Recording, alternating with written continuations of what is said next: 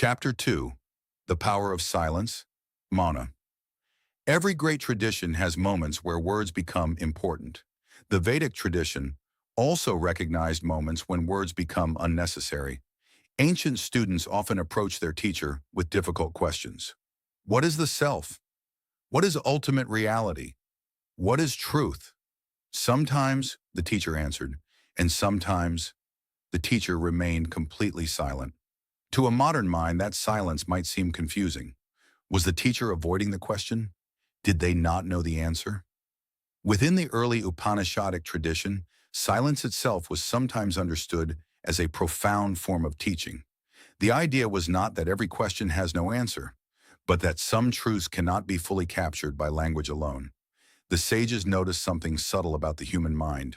The moment we receive an answer, we often stop searching. Curiosity settles. Investigation ends. But a question held with patience can slowly reshape the person asking it. Some truths are not learned by collecting information. They are understood only after being lived. That is the ancient teaching. Mental skill. The pause before the response notice.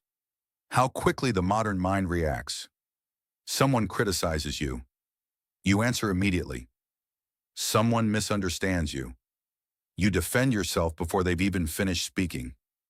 Later, you wonder why you said what you did. The sages observed that the first reaction usually belongs to habit. It is shaped by memory, emotion, conditioning. The response that comes after a conscious pause has the possibility of belonging to wisdom. Pausing is not hesitation. It is not weakness. It is the quiet space where choice becomes possible. Every thoughtful response begins with a moment that most people never notice. Practical exercise. 3 conscious breaths. Today, give yourself a simple practice. Whenever you encounter something emotionally charged, don't reply immediately.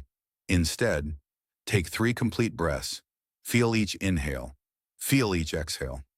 Only then, choose your words. At first, the difference may seem small, but over time, those 3 breaths become a doorway. You are no longer being carried by every emotion that appears. You are learning to guide it. Little by little, your mind becomes your instrument rather than your master. Reflection. Before you sleep tonight, ask yourself one quiet question. How many of my actions today were genuine choices? And how many were simply automatic reactions? Don't criticize yourself. Don't make excuses. Simply notice. Awareness always comes before change. Lifetime principle. Between what happens and how you respond, there is a space. Within that space lives your freedom.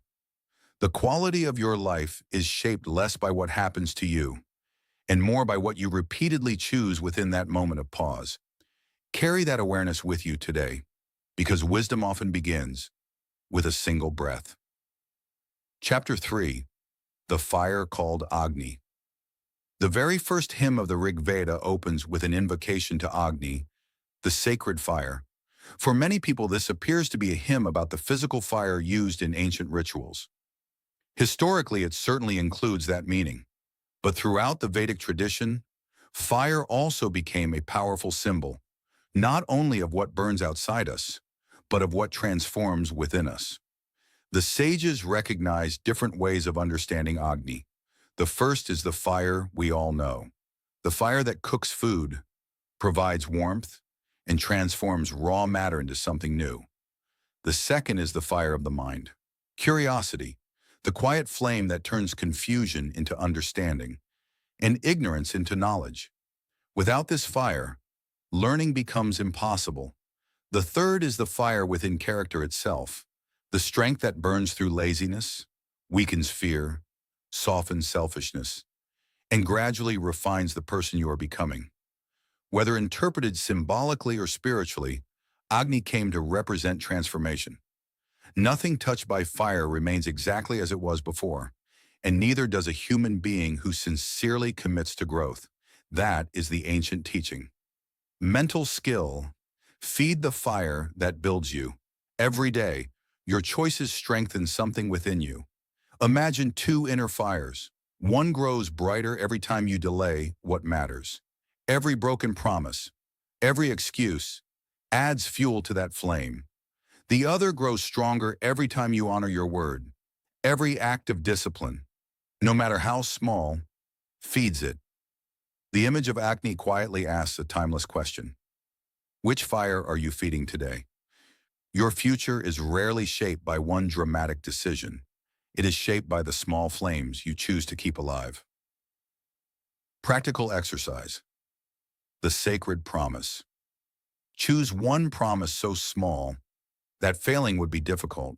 Read one page, do 5 push-ups. Meditate for 2 minutes, learn one Sanskrit word.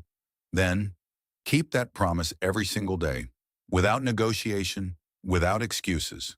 The task itself is not the goal. The real practice is becoming someone who trusts their own word, because every promise you keep strengthens your relationship with yourself.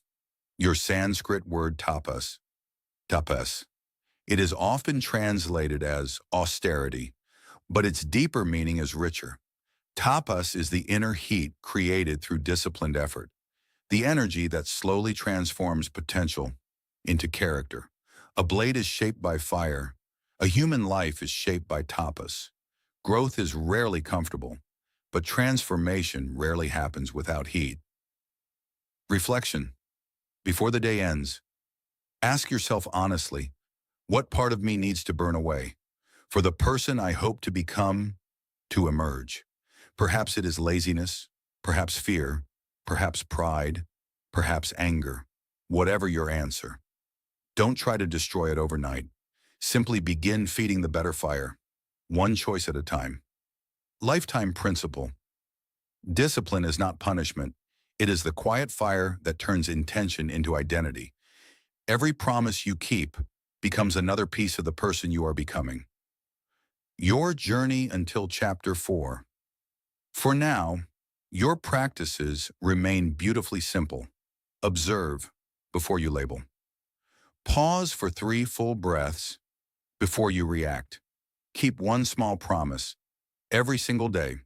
These may appear ordinary, yet this is where the ancient path always begins. Not with hidden powers, not with secret rituals, but with mastery over attention, speech, and action. As our journey continues through the coming chapters, we'll gradually explore deeper methods preserved across the Indian traditions. The path unfolds naturally. Observation, then discipline, then reason, then character, then meditation, then self-knowledge, and only after a strong foundation, the more subtle and esoteric teachings, because lasting wisdom is never rushed. Like a steady flame, it grows quietly until one day it illuminates everything.